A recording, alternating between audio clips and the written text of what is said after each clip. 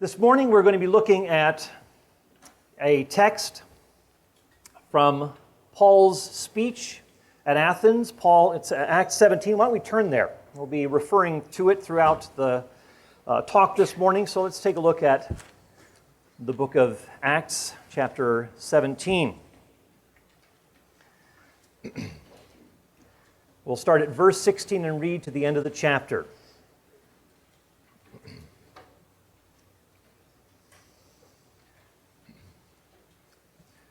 Paul has departed from his friends, and he's going to be meeting up with Silas and Timothy, but he's waiting in Athens, and so this is not a planned stop, but he makes the most of it.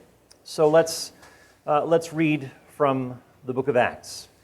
Verse 16. Now while Paul was waiting for them at Athens, his spirit was being provoked within him as he was beholding the city full of idols.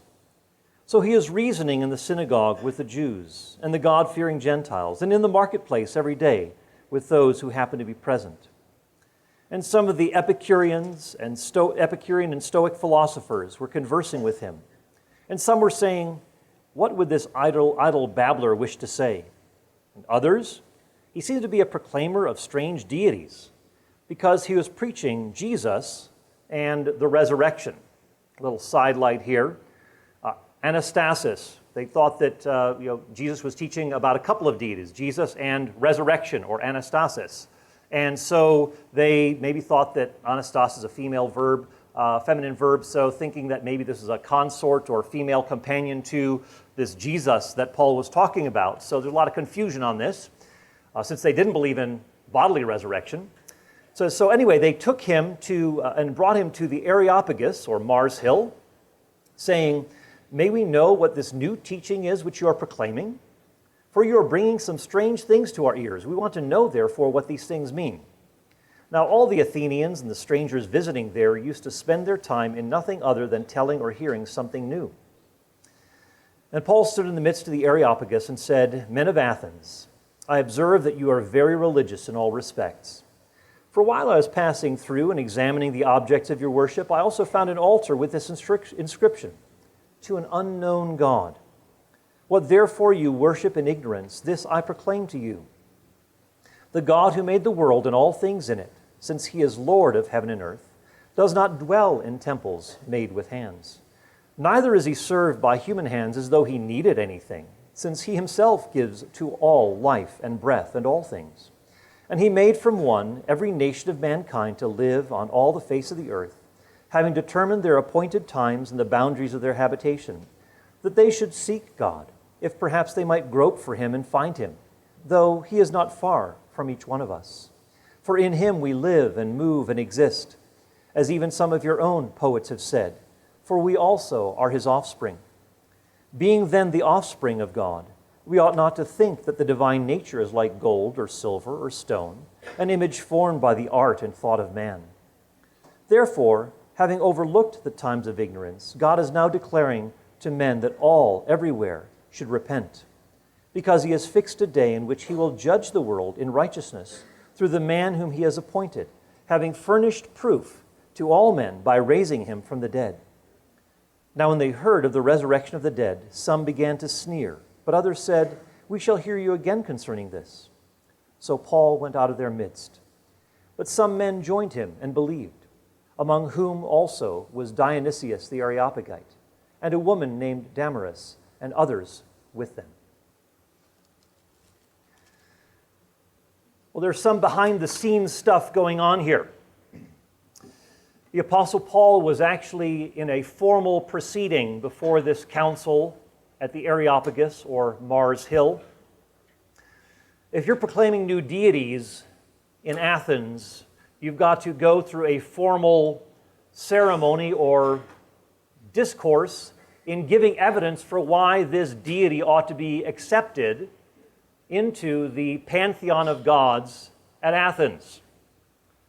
And if successful, if your deity is accepted by the council, then you can have a statue, you can have a shrine or an altar, you can have a feast to this god, You can also, even perhaps have some sort of a temple built. Well, the Apostle Paul says, basically, in the council, and is giving his defense, so to speak, for why Jesus should be embraced as the revelation of the one true God. He says, well, we don't need an altar because I already found an altar in your city. An altar to the unknown God. Oh, and by the way, he doesn't need a temple because he doesn't dwell in temples made by human hands. He doesn't need any sort of a feast for him to maybe, symbolize feeding the deities or something like that. No, he doesn't need anything from anybody. And, we don't need a statue of this God because he can't be captured by gold and silver images or the art conceived by human beings.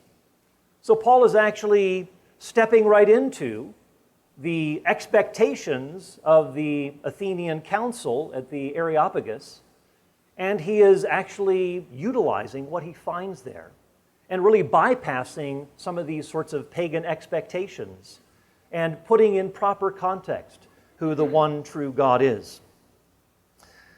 Now, there are practical lessons that we can learn from Paul's approach to the Athenians, and I don't know how much you've discussed about Paul's speech in Acts 17. How many have you discussed this a little bit? I mean, it's certainly an important text as we're dealing with issues of worldview, as we're dealing with cross-worldview communication, as Paul is, being a Jew. Paul was well equipped to speak to the Athenians. He was very cosmopolitan. Not only did Paul grow up under a leading rabbi, under his teaching in Jerusalem, Gamaliel, but Paul was also, he had the Jewish background, but Paul was also very familiar with the ways of paganism. He grew up in Tarsus, which is really where the roots of Stoicism, the philosophy of Stoicism, came about. Stoicism was pantheistic. God is everything, everything is God. But there is a sense that that there is a design to the way things are, that there's an order, that there's a harmony, and that you as an individual should not live according to your circumstances, but should kind of have a grit your teeth and bear it sort of disposition, and not let your emotions rule. Reason was to rule. Paul was very familiar with this philosophy. We see, as we'll see later, Paul quotes pagans. He does not directly quote the scriptures per se. But Paul is also, he's a Jew, well-schooled, a rabbi. He is one who has familiarity with Greek philosophy, and he's also a Roman citizen. So we see a convergence of these worlds. And of course, in a sense, there's a fourth world, a fourth realm that Paul is talking about, namely life or the realm in Jesus the Messiah. But he is now at Athens, well equipped to speak to the philosophical minds of his day. But the first lesson that we can learn from Paul, and hopefully you will take with you as you go out from here at Summit, is the importance of distinguishing between persons and the beliefs that they hold. Now, you've heard about relativism, the true for you but not for me-ism that is so popular in our culture. The problem with the relativist is he collapses the person and the belief so that if you disagree with a person, it is as though you are rejecting that person rather than simply rejecting that person's beliefs. So the relativist takes it personally. If you don't accept my belief as true, then you're not accepting me. And what we can do is say, we can agree to disagree. Just because I don't agree with your view shouldn't be taken personally. And so we can, as Paul says in the book of Ephesians, we can speak the truth in love. We see Paul who is angered at the idolatry in Athens. This is an utter corruption of what religion ought to be. And so Paul sees these idols. He is stirred and angered in his spirit. But when he is engaging in the marketplace, we see Paul is dialoguing. There is a gracious tone, a gracious spirit. And so we ought to emulate or imitate that kind of a spirit that we see in the Apostle Paul. distinguishing between persons and beliefs. We can accept persons because they are made in the image of God, even if we reject their beliefs.